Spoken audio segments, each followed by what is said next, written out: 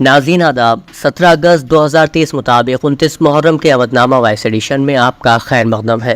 میں ہوں مفتی رضا اور آپ سماعت فرمانے جا رہے ہیں اودھ نامہ میں شائع اہم خبروں کے خاص حصے۔ وزیراعظم نریندر مودی نے 77ویں یوم آزادی کے موقع پر قدیم لال قلعہ سے قوم سے خطاب کرتے ہوئے اپنے 10 سالہ دور حکومت میں کیے گئے کاموں کی پیش رفت کی تفصیلات بتائیں اور کہا کہ وہ اگلے سال دوبارہ آئیں گے اور اس مدت میں وہ ملک کو دنیا کی نئی طاقت کے طور پر قائم کر کے 5 سالوں میں ہندوستان کو دنیا کی تیسری بڑی طاقت بنا دیں گے۔ مسٹر مودی نے ملک کے باشندوں بالخصوص نوجوانوں سے 2047 تک ہندوستان کو ترقی یافتہ ہندوستان بنانے کے لیے صفائی، شفافیت اور انصاف پسندی کے اصولوں پر کام کرنے کی اپیل کی اور کہا کہ وہ بدعنوانی، اقربا پروری اور خوشامد کی برائیوں کو دور کرنے کے لیے مصروف رہیں گے۔ لوک سبھا انتخابات 2024 کے لیے بی جے پی کی قیادت والے این ڈی اے اتحاد کے خلاف 20 سے زیادہ اپوزیشن جماعتوں کے اتحاد یعنی انڈیا میں پہلے ہی رسہ کشی شروع ہو چکی ہے۔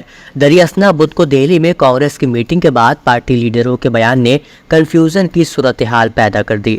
کانگریس قائدین نے ایک بیان دیا کہ پارٹی قیادت سے کہا گیا ہے کہ وہ دہلی کی تمام 7 لوک سبھائی سیٹوں کے لیے مضبوط تیاری کریں۔ کانگریس کے آنے والے انتخابات کے پیش نظر تمام 7 سیٹوں پر الیکشن لڑنے کے فیصلے کے بعد عام آدمی پارٹی نے کہا کہ اگر کانگریس نے دہلی میں اکیلے الیکشن لڑنے کا فیصلہ کیا ہے تو اس کی ضرورت نہیں ہے، انڈیا اتحاد کی میٹنگ میں جانا کوئی معنی نہیں رکھتا۔ عدالت عظمیٰ نے 16 اگست کو ایک ہینڈ بک ریلیز کی ہے جس میں ایسے الفاظ کا ذکر ہے جو جنسی قدامت پسندی کو قائم رکھتے ہیں۔ قابل ذکر بات یہ ہے کہ ان جنسی قدامت پسندی والے الفاظ کا عدالت میں استعمال کرنے سے پرہیز کیے جانے کی تلقین کی گئی ہے۔ ایسے الفاظ میں افیئر، ہاؤس وائف، پروسٹیٹیوٹ اور ایو ٹیزنگ وغیرہ شامل ہیں۔ اس تعلق سے chief justice D Y Chandrachud نے کہا کہ اس ہینڈ بک کے ذریعے یہ جاننے میں مدد ملے گی کہ کون سے الفاظ قدامت پسند ہیں اور ان سے کیسے بچا جا سکتا ہے۔ انہوں نے کہا کہ اس ہینڈ بک میں ان قابل اعتراض الفاظ کی فہرست موجود ہے، ساتھ ہی ان کی جگہ استعمال کیے جانے والے الفاظ کے بارے میں بھی بتایا گیا ہے۔ نیشنلسٹ کانگریس پارٹی کے سپریمو شرد پوار نے بدھ کو پونے میں اپنی حالیہ ملاقات کے دوران اپنے بھتیجے اور مہاراشٹر کے نائب وزیر اعلیٰ اجیت پوار کے ساتھ کسی بھی سیاسی بات چیت سے انکار کیا ہے۔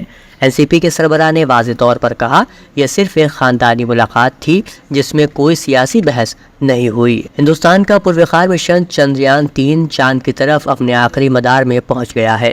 یہ وہ لمحہ ہے جہاں سے چندریان کے سفر میں اہم لیکن فیصلہ کن تبدیلیاں رونما ہونے والی ہیں۔ اسرو کے مطابق اس مدار میں پہنچنے کے بعد وہ لینڈر کو الگ کرنے کا عمل شروع کریں گے۔ ٹویٹ میں کہا گیا ہے کہ آج انجن کو کامیابی سے آن کرنے کے بعد اس نے چاند کی طرف جانے والے مدار مکمل کر دیا ہے۔ اب اس کا فاصلہ 153 کلومیٹر رہ گیا ہے۔ یہاں سے لینڈر کو الگ کیا جائے گا اور 17 اگست سے ایک اور چکر مکمل کرنے کے بعد اس مشن کا کیریئر اپنا الگ سفر شروع کرے گا۔ اگر سب کچھ ٹھیک رہا تو لینڈر اپنے شیڈول کے مطابق 23 اگست کو چاند پر سافٹ لینڈنگ کرے گا۔ اتر پردیش کے وزیر اعلیٰ یوگی آدتیہ ناتھ نے وطن عزیز کی 77ویں یوم آزادی کے موقع پر منگل کو ودھان بھون میں پرچم کشائی کرتے ہوئے ریاستی باشندوں کو یوم آزادی کی مبارکباد پیش کی۔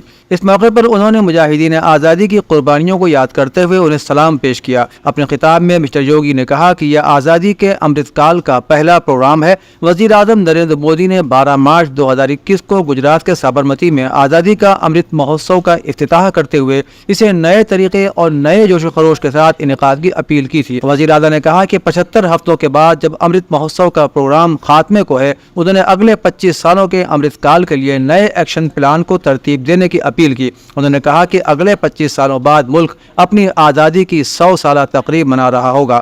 مسٹر یوگی نے کہا کہ ہر ہندوستانی کے دماغ میں اس بات کا احساس ہونا چاہیے کہ اگر وہ اپنی ذمہ داریاں پوری کرے گا تو اس کی آنے والی نسل اسے عزت کی نگاہ سے دیکھے گی۔ مجلس علماء ہند کے جنرل سیکریٹری مولانا سید قلب جواد نقوی نے ایران کے شہر شیراز میں حرم شاہ چراغ پر ہوئے دہشت گردانہ حملے کی سخت الفاظ میں مذمت کی۔ انہوں نے اپنے بیان میں کہا کہ حرم شاہ چراغ پر رواں سال میں دہشت گردی کا یہ دوسرا واقعہ ہے جس سے ظاہر ہوتا ہے کہ دہشت گردوں کے نشانے پر ہمارے مقامات مقدسہ ہیں، مگر دہشت گردانہ حملوں کی وجہ سے زائرین کی تعداد میں کبھی کوئی کمی واقع نہیں ہوئی۔ یہ دہشت گرد تنظیموں کی ناکامی کی بڑی دلیل ہے۔ ڈائریکٹر انفارمیشن مسٹر ششر نے 77ویں یوم آزادی کے موقع پر पंडित दीनदयाल उपाध्याय इंफॉर्मेशन कम्प्लेक्स में तिरंगा लहराया और इस मौके पर मौजूद अफसरान और मुलाजिमीन को यौम आज़ादी की मुबारकबाद दी और उन्हें अपनी ड्यूटी के तई चौकस रहने का हलफ भी दिलाया। उन्होंने कहा कि यौम आज़ादी का मौका हमें तहरीक देता है कि हम अपने मुल्क की जद्दोजहद आज़ादी की तारीख के औराक में वापस जाएं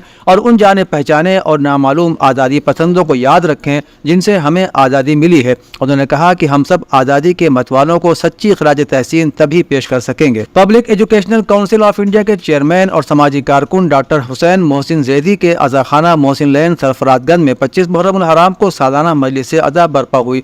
मजलिस का आगाज तिलावत कलाम पाक से हुआ। शोरा किराम में साबिर हुसैन और सैयद काजिम रजा ने मंजूम नजराना अकीदत पेश किया। मजलिस की निजामत हसन मोहसिन संदेलवी ने की। सोज खानी शकील और नायाब ने अपने मखसूस अंदाज में की, जिसके बाद अल मुस्तफ़ा टूर लखनऊ के ऑर्गेनाइजर मौलाना कल्ब आबिद खान ने मजलिस को खिताब करते हुए कहा कि विलायत अली शियों की असास बुनियाद है। उन्होंने कहा कि जिस तरह से हर चीज़ के लिए एक जीनत होती है, उसी तरह हमारे ईमान के लिए जीनत हज़रत अली अलैहिस्सलाम की विलायत है। 77वां यौम आज़ादी फैजुल्लाहगंज वाक़ शुआ फातिमा गर्ल्स इंटर कॉलेज के वसी कैंपस में जोश खरोश के साथ मनाया गया। प्रोग्राम में RKS राठौर IPS ने मेहमान खुसूसी की हैसियत से शिरकत की। तिरंगे की परचम कुशाई के बाद कॉलेज के डायरेक्टर प्रोफेसर शारिब लौलवी ने मेहमान खुसूसी का इस्तकबाल किया। IPS राठौर ने जश्न को खिताब करते हुए कहा कि आज ये आज़ादी जो हम इतने फ़ख्र के साथ मना रहे हैं, इसके लिए हमारे मुल्क को बहुत सी कुर्बानियाँ देना पड़ी हैं। इसलिए इस आज़ादी की हिफाजत करना नौजवान नस्ल की जिम्मेदारी है। अवधनामा के जहानुमा सफ़े के मुताबिक स्वीडन के दारुल हुकूमत स्टॉकहोम में शाही महल के बाहर पुलिस की भारी नफरी की मौजूदगी में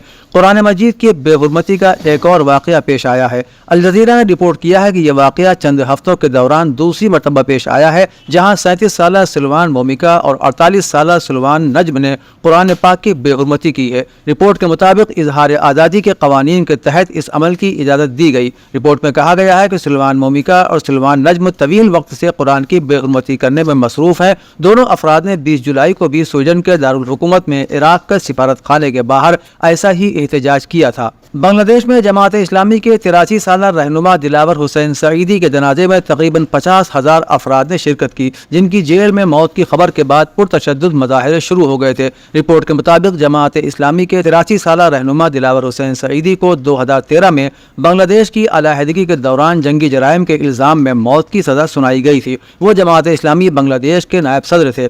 दिलावर हुसैन सईदी ढाका के बाहर एक जेल में दिल का दौरा पड़ने के बाद इंतकाल कर गए। पुलिस की भारी नफरी की मौजूदगी में दिलावर हुसैन सईदी की आबाई शहर फिरोजपुर में नमाज जनाजा अदा की गई। जनाजे में तकरीबन 50,000 अफराद ने शिरकत की। पाकिस्तान में साइफर की गुमशुदगी के मामले पर साबिक वज़ीर आज़म इमरान खान के खिलाफ मुकदमा दर्ज कर लिया गया है। ज़राए के मुताबिक FIA के इंसदाद दहशतगर्दी विंग में तैनात DIG लेवल के अफसरान इस मामले की इंक्वायरी कर रहे हैं। ख्याल है कि चेयरमैन PTI इमरान खान ने अमेरिका में पाकिस्तानी सफीर के मुरासले या साइफर को बुनियाद बनाकर ही अपनी हुकूमत के खिलाफ साजिश का बयानिया बनाया था, जिसमें इमरान खान ने दावा किया था कि उनकी हुकूमत के खात्मे में अमेरिका का हाथ है। इसके अलावा साइफर से मुतालिक इमरान खान और उनके साबिक सेक्रेटरी की एक ऑडियो भी सामने आई है, जिसमें इमरान खान को कहते सुना गया है कि अब हमने सिर्फ खेलना है, अमेरिका का नाम नहीं लेना। अफगानिस्तान के तालिबान हुक्मरानों ने 15 अगस्त मंगल के रोज इक़्तिदार में वापसी की दूसरी सालगिरह का जश्न मनाया। इस मौके पर तालिबान ने ख़वातीन मुखालिफ होने के इल्ज़ामात की तरदीद भी की,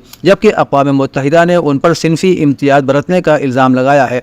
15 अगस्त को अपनी दूसरी वापसी के मौके पर तालिबान हुक्काम ने मुल्क भर में सरकारी तक़रीबात का इनेकाद किया, जिसमें अमरीकी कब्जे से अफगानिस्तान का यौम आज़ादी का जश्न मनाया गया। तालिबान हुकूमत ने एक बयान में कहा कि काबुल की फतह ने एक बार फिर यह साबित कर दिया है कि अफगानिस्तान की काबिल फ़ख्र कौम को कोई भी कंट्रोल नहीं कर सकता और इस मुल्क में उनके क़याम की ज़मानत कोई भी नहीं दे सकता। नेटो ने कहा है कि वो यूक्रेन की इलाकाई सालमियत की हिमायत करता है और इस मामले पर उसके मौक़िफ़ में कोई तब्दीली नहीं आई है। नेटो के एक अहलकार ने बताया कि हम यूक्रेन की खुद मुख्तारी और इलाकाई सालमियत की मुकम्मल हिमायत करते हैं और हम यूक्रेन की हिमायत जारी रखेंगे, चाहे इसमें कितना भी वक्त लगे। उन्होंने कहा कि हम एक मुनसिफाना और देर पा अमन के हुसूल के लिए पुरअज़्म हैं और अमन कब और किन हालात में हासिल किया जाएगा, इसका फैसला यूक्रेन खुद करेगा। अवधनामा में शाये मज़ामीन को मुकम्मल तौर पर पढ़ने के लिए अवधनामा की वेबसाइट www.awadhnama.com पर विजिट करें और ई पेपर पर क्लिक करें।